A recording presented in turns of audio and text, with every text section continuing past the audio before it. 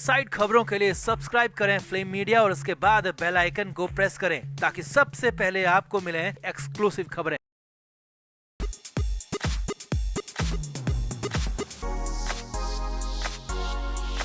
अब एक बार फिर से सुशांत सिंह राजपूत केस में हलचल देखने को मिल रही है। जब जब फैंस को लगता है कि अब इस केस में कुछ नहीं होने वाला, तब तब कोई न कोई ऐसा मिरेकल होता है कि लगता है कि भगवान भी सच्चाई के साथ हैं। तो सुशांत सिंह राजपूत मौत केस में सीबीआई भले ही चुप है, मगर एनसीबी लगातार अच्छा काम कर रही है।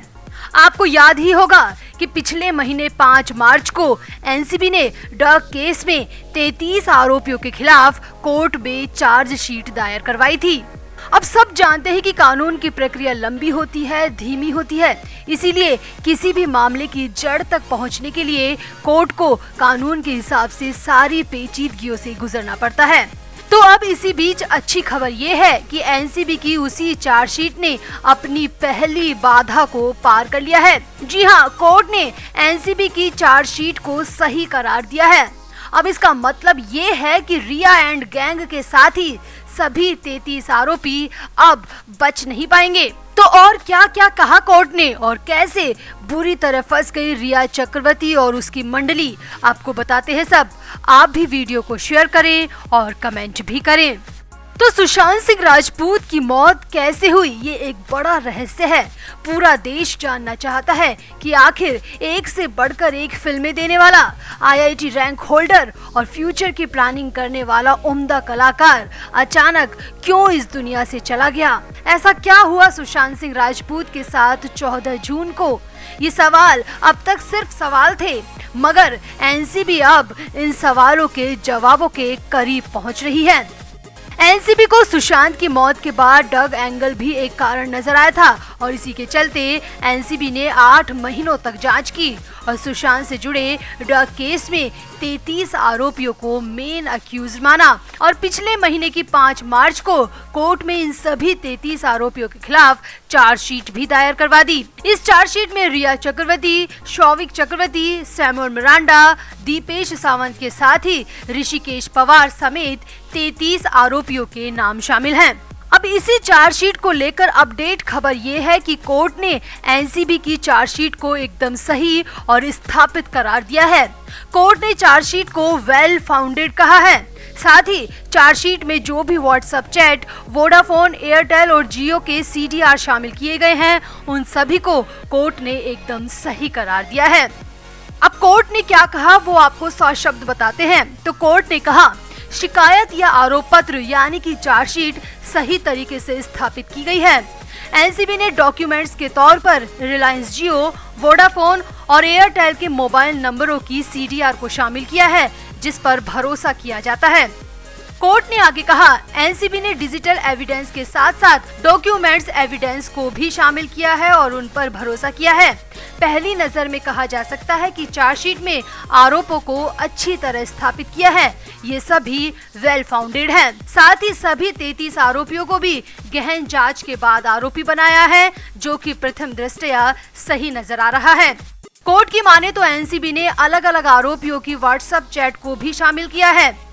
अब कोर्ट ने ये सभी बातें एनसीबी की चार्जशीट को लेकर कही है। मतलब अब कोर्ट की टिप्पणी के बाद माना जा रहा है कि रिया और उसकी कंपनी के खिलाफ ड्रग का केस तो चलेगा ही और कोर्ट आगे भी ऐसे ही सबूतों से संतुष्ट हो गई तो वो दिन दूर नहीं जब सुशांत केस से जुड़े ड्रग केस के मुख्य आरोपी सलाखों के पीछे होंगे। वैसे आपको बता दें, ड्रग केस में जो धाराएं रिया और उसकी गैंग पर लगी हैं, उसमें 10 से 20 साल की सजा का प्रावधान है। तो कोर्ट ने एनसीबी की पहली चार्जशीट को हरी झंडी दे दी है और ये एनसीबी के साथ साथ सुशांत के फैंस के लिए भी अच्छी खबर है। अब आगे क्या होगा इस पर बात करते हैं। तो अब चार्जशीट दायर होने के बाद सारा काम कोर्ट की प्रक्रिया पर निर्भर होता है। जांच एजेंसी की चार्जशीट के बाद अदालत साक्ष्यों और तथ्यों के आधार पर आरोपियों के खिलाफ संज्ञान लेती है और उन्हें समन जारी करती है। इसके बाद आरोपों पर बहस होती है और अगर सबूत और तथ्य सही पाए गए तो कोर्ट आरोपियों के खिलाफ सजा तय करती है।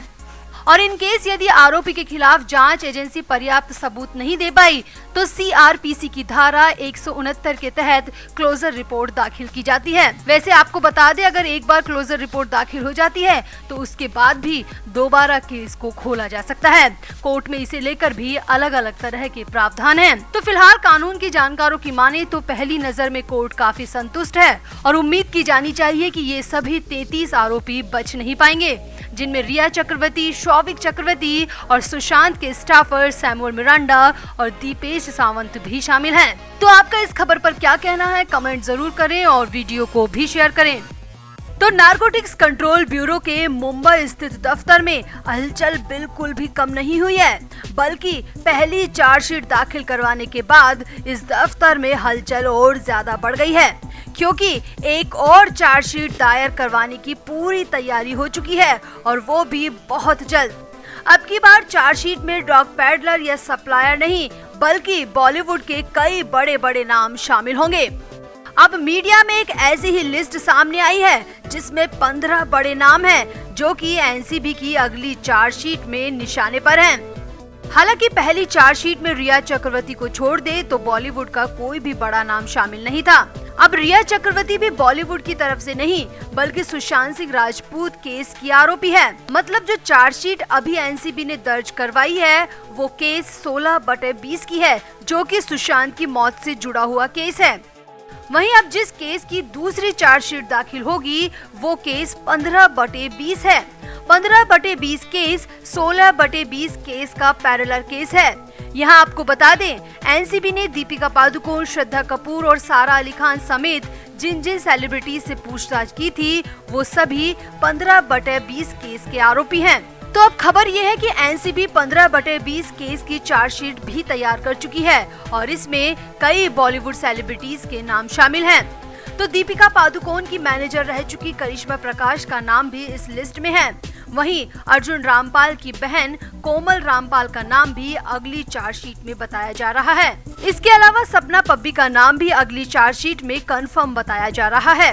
वहीं जो नाम सूत्रों के आधार पर पता चले हैं वो आपको हैरान कर सकते हैं। तो एनसीबी सूत्रों और मीडिया में आ रहे रिपोर्ट्स की माने तो 15/20 केस की चार्जशीट में दीपिका पादुकोण, सारा अली खान, श्रद्धा कपूर, अर्जुन रामपाल की गर्लफ्रेंड गैब्रिएला और गैब्रिएला का भाई समेत रकुल प्रीत सिंह के नाम भी शामिल हो सकते हैं। जी हाँ, जिन सबसे पूछताछ की गई थी अगली चार्जशीट में उन सभी के नाम शामिल हो सकते हैं। अब दीपिका पादुकोण की करिश्मा प्रकाश के साथ हुई व्हाट्सएप चैट सबसे बड़ा सबूत है। वहीं सारा अली खान और श्रद्धा कपूर पर आरोप है कि वो सुशांत के पावना वाले फार्म हाउस में ऐसी पार्टी में शामिल हुआ करती थी जहां पर ड्रग का सेवन होता था।